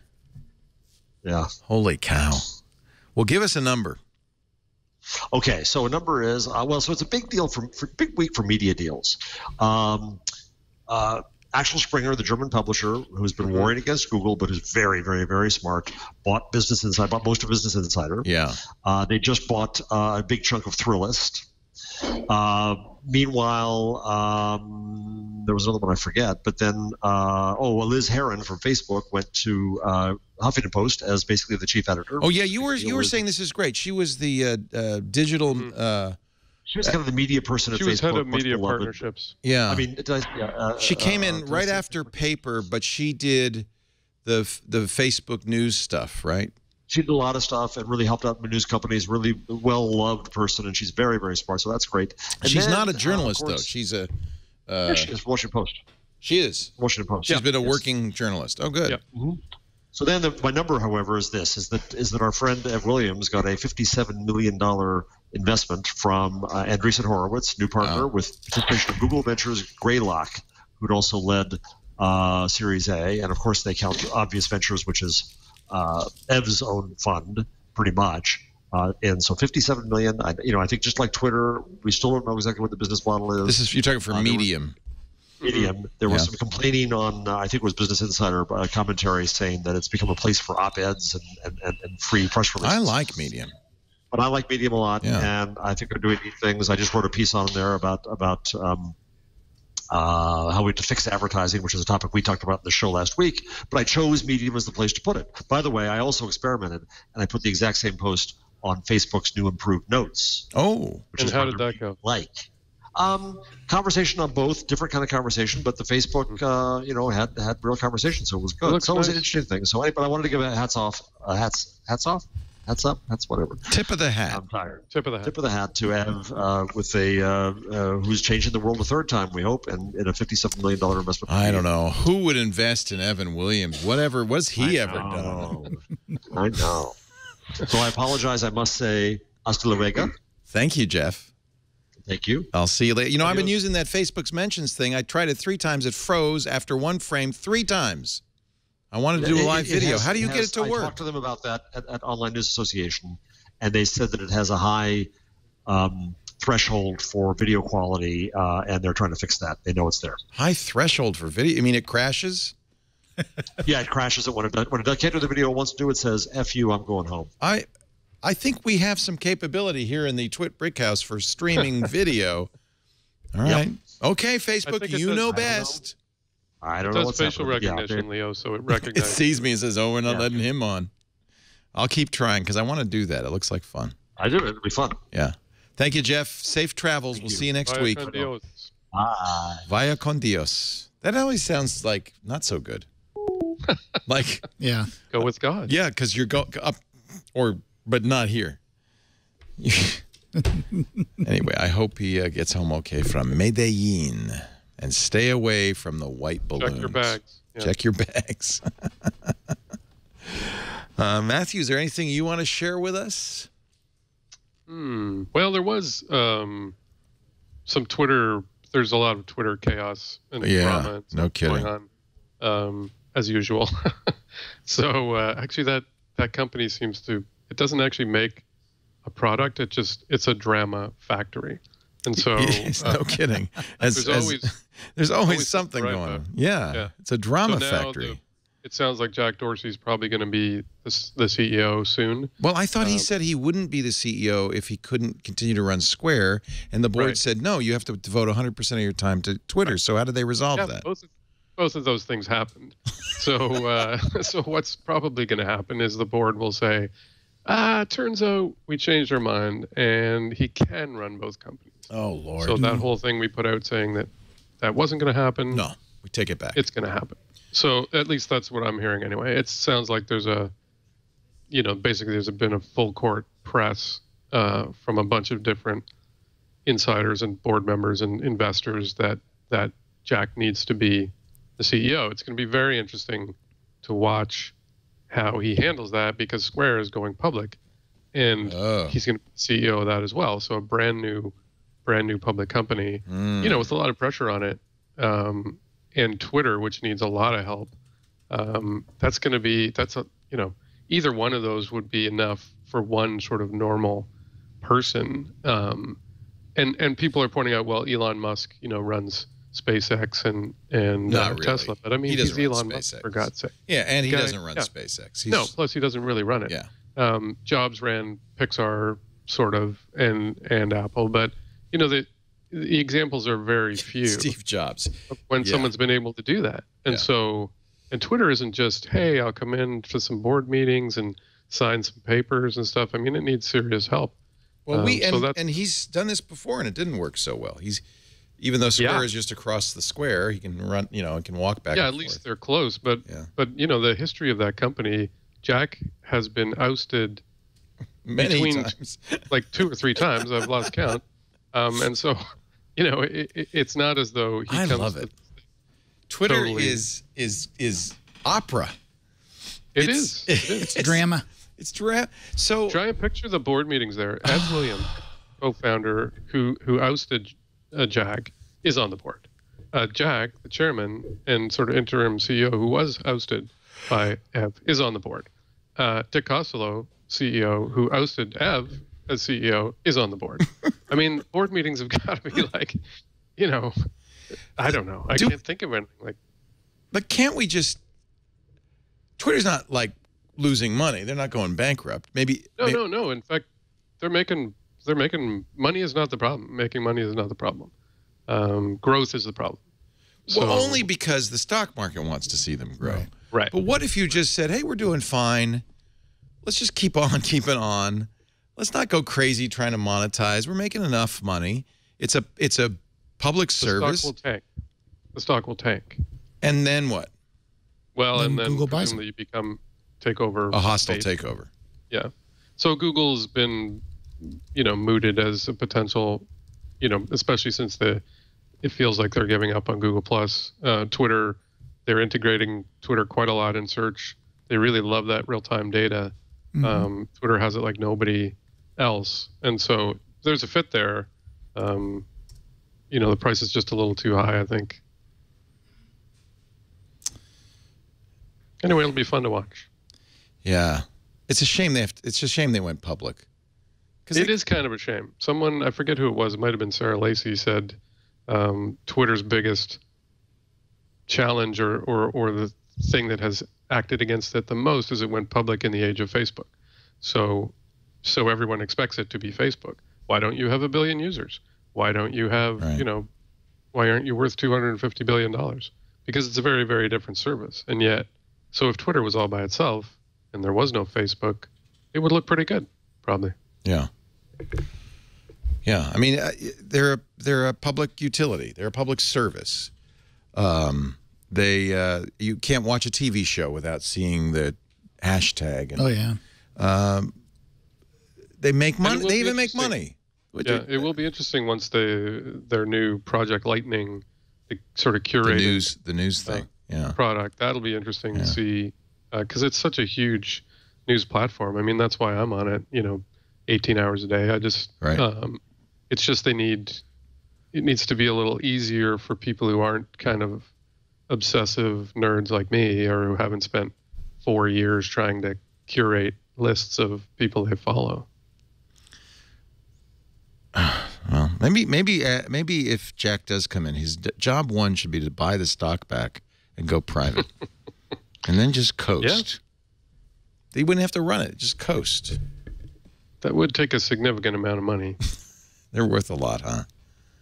Oh well. Mm-hmm. I'm gonna let you go, Matthew. Thank you so much, because we're gonna do a little maker demo here. Little project. Yeah, I think this will be kind of fun. Matthew Ingram is at Fortune.com. Read his coverage of the Twitter boardroom brawls and ongoing coverage of the drama. Oh, yeah. At Fortune.com. Thank you, Matthew. Great to have you. Thanks for having me. See you later. Aaron Newcomb brought toys, so I thought, we just kind of do a little extra at the end of the show. Yep. We'll call it Aaron's Toys. Aaron's toy box. What did you bring us today, Aaron? What'd you bring us today, Aaron? A big toy box. Hello, Aaron. Let's reach in the toy box. That would be a good segment. It would be. So I like to bring a project for you, and this is actually our Makerspace's Mega Doorbell. So I thought Mega's the right Mega word. Doorbell. This is why you don't ever throw anything away. You either keep it and take it apart, or you bring it to your local Makerspace. They'll take it. They'll find something. They'll find something to do with it. Oh, John, when we need to get rid of the stuff in the basement. Oh, there we go. Give it to a Makerspace. Absolutely. Find a Makerspace. We got a lot of toys. Find a Makerspace. So I don't think I have a video on my side, and I don't think this is... Do you need an HDMI port? No, I don't. Actually, I need an overhead camera. I don't think there is one set up. Do we have an overhead camera, or should he slide over to my overhead camera? People are jumping and ladders are... going through hoops. So let's talk about it for a little bit. We'll see what they can do. What did you do? So a couple things, right? So this is using some really cool technology from Adafruit. You know Adafruit. We were just talking about Adafruit and Lady Ada. This is a little thing they call the Sound FX. Oh, wait, look at that. Where am I? Over here? Oh, look at that. That kind of, oh, yeah, nice. Is that a good, tell us when we got a good place for you. That'll work. We can make that work. Make it work. So this little board, it's 1 inch by maybe 2 inches. And it's called the Sound FX. I think it's like $20 or something like this. Basically what it does is it gives you the opportunity to load some sound files onto the board, and then they've got these pins, and you can connect it to buttons and all sorts of things. So if you're building something and you don't incorporate sound and you want to do it in a really easy way, this is a great way to do it. So it's not like a Raspberry Pi itself. It's not a Raspberry Pi. It's just a little circuit board. It has 2 megs of memory, not much, so you have to keep the sound files small. They also have a 16 meg version, which can handle larger files. But it has to fit in there. 2 megs is enough for a doorbell. They've made this thing super easy. Exactly. They've made this thing super easy to use. Basically, when you hook it up to your computer, it'll show up on your computer as a mass storage device. You load your sound files on there. When you're done putting your sound files on, you hook it up to like just a wall wart on the wall. Then that turns on the music making magic. So the micro USB port can both be a data port, which you use to copy stuff over, and a power supply. And a power supply, right. And when it sees the data connection, it turns the mass storage on.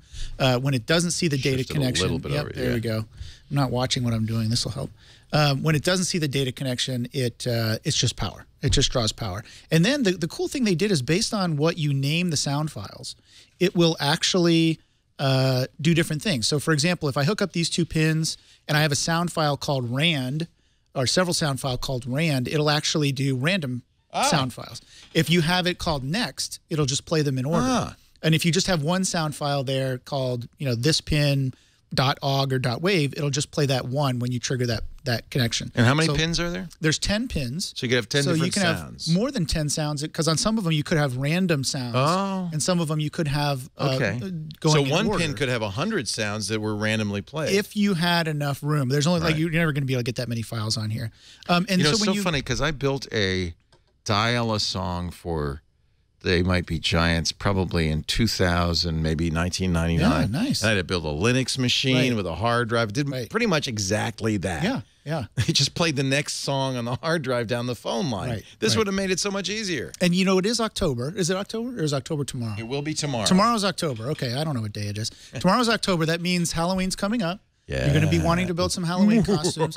This is an easy way to integrate sound into your Halloween costume. So this is level 1. I've got this little speaker hooked up to it, right? It's a little, I don't know, 2-watt. So this 1 would be watt suitable speaker. for a costume. Right, You so could you put can put this in your a hat. costume. You can put it in your hat. It's very small, right? Let's hear the sound. So let me make sure this is the big one's turned off. Yeah, now here's the last. little let me get it closer. Here's the little bong. I don't know if you could hear that at home. That's actually pretty good Can sound. you hear that, Brian? Yeah. Let me do it. So it's got some random sounds on here. I'll play the next one once this is actually done playing. Come on. Are you triggering it by...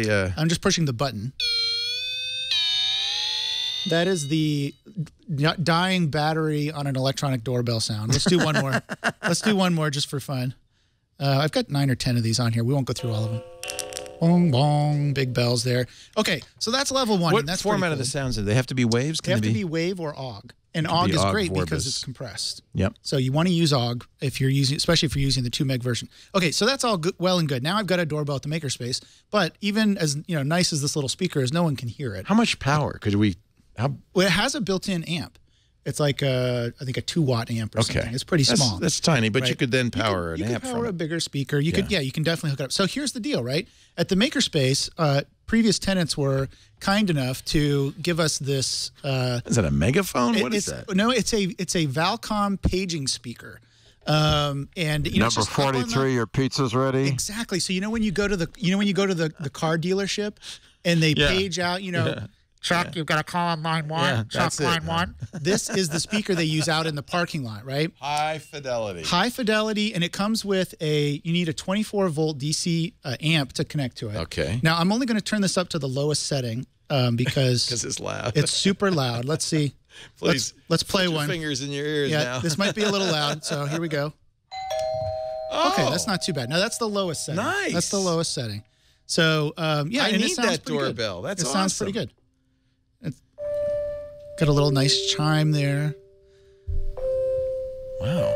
That's actually surprisingly high fidelity. That sounds better than I would expect. It actually is really good. And I didn't even know if I could get this thing to work, but I'm so glad I did. Do you have a battery down there? What do you have? Yeah, so powering it's a you're not going to be able to see this. It's off camera, but it's actually a 24-volt DC amp. Okay. That's connected directly to the speaker. Okay. So what I did was, just to show you how versatile this is, now I'm going to switch this button over to pin 1, and it should play a different sound. Let's see if it works.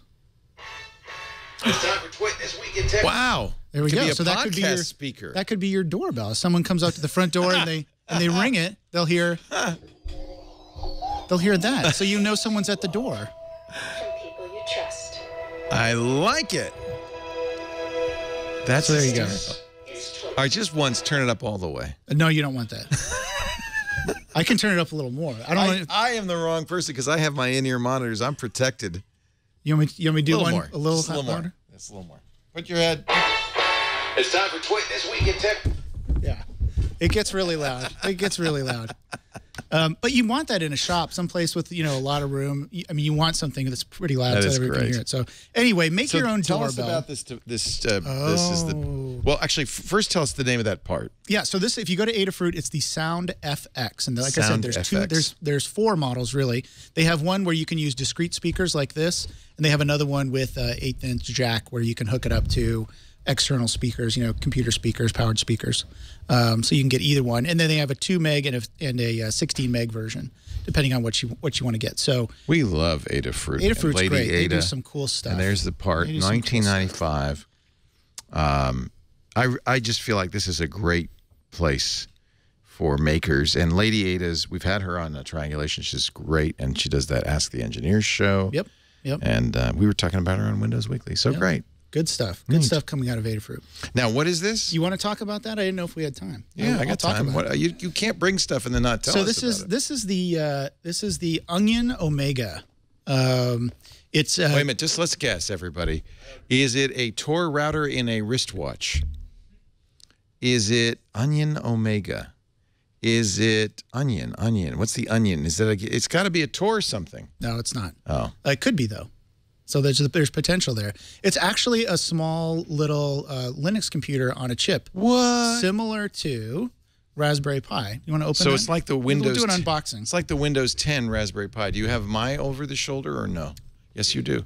It's like because that's a big thing, by the way, at Adafruit now is the Windows 10. Yeah, which I don't like at all. But I'm glad Linux? Adafruit did. Yeah, there's Linux no makes reason to do sense. Windows 10. But let's not get on that one. Yeah, I like the puzzle piece. Yeah, isn't that cool? This is a very nice box. This was a Kickstarter project, and what's cool about it is it uses OpenWRT as the operating system. So that's the router operating system. Yes, exactly. So it's very small. It's for embedded.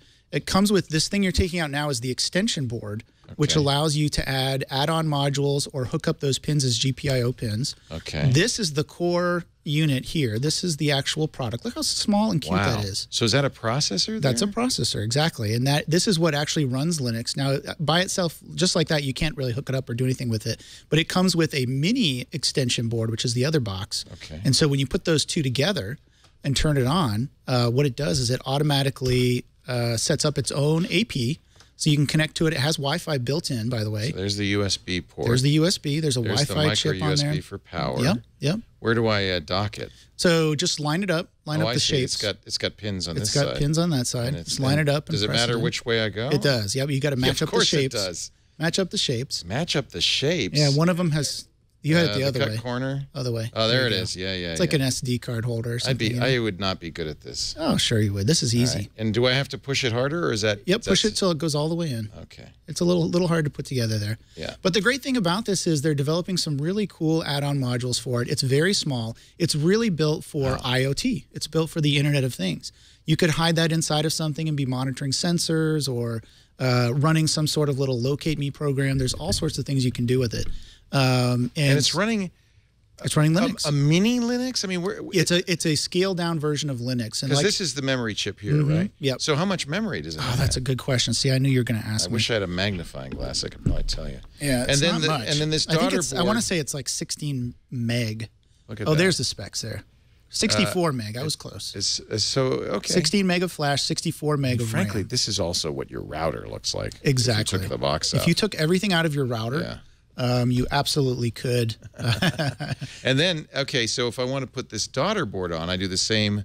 Yeah, you would actually matching take it off. Yeah, you would take it off of the. You have to take the mini one off. I see. Okay. And put that one on. All right. And then you get GPIO. Which and then means you get have GPIO, exactly. These pin connectors. And there's also the add-on boards which plug into those pin slots there as well, the purple pins.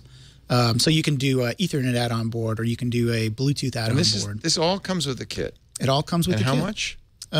Good question again. I think it was Can you bring 35. that page up? That's not bad. You still have it? Raspberry Pi-like. Raspberry Pi-like, but small. The integrated Wi-Fi is a huge plus for people because Raspberry Pi does not come with integrated Wi-Fi. You have to get a module. So to have the Wi-Fi built in, there it is, $22.50.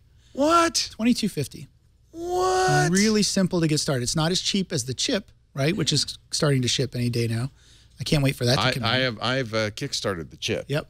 I did too. That was $9. $9, yeah, which everyone says that's impossible, but we'll see. You know what's amazing is the incredible price performance curve in microelectronics. As things get micro miniaturized, the cost goes down while the power goes up. It's just crazy. It is crazy. And it's what's powering our whole world, including this Internet of Things, the ability to take what is functionally a full computer, including wireless internet access, into something this size for $22. You could put this in anything, and make it internet capable. Yep. And kudos to the developers. They've done a great job with the setup. Now, they're having some trouble getting to the documentation because they've been so busy shipping these things out. But I did find some documentation, was able to get it set up in about 5 minutes. Like I said, it starts at access point. When you connect to the access point, you go to a web page and type in your local SSID and password for your local wireless.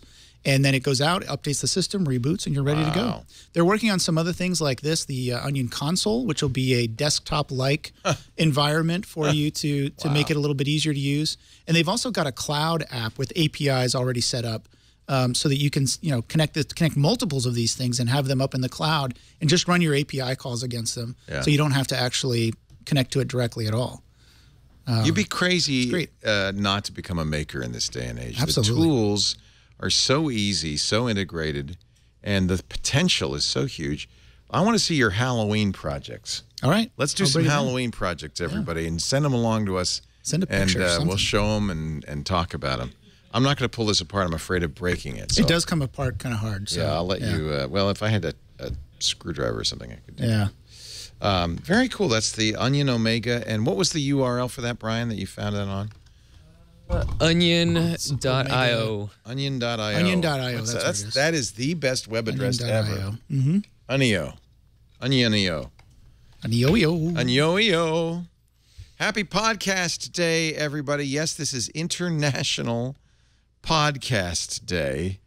I'm not making that up. Somebody else made it up. But if you go to internationalpodcastday.com, and I think we should celebrate. Yeah. Podcasts are an amazing medium that have kept me fed for the last 10 years, but I think also kept many of you entertained, informed, kept you company, and have transformed the media. Absolutely. So what will you do on Podcast Day? Hashtag Podcast Day, September 30th, International Podcast Day, and they're doing a live stream on Blab for International Podcast Day. So I bet you there'll be a number of people in there. Here's the historical timeline of podcasts and podcasting resources and all sorts of stuff. That's neat. Happy Podcast Day, everybody. Thanks for being here. We do This Week in Google every Wednesday, 1:30 p.m. Pacific, 4:30 p.m. Eastern Time, 20:30 UTC. You can watch live at twit.tv/live.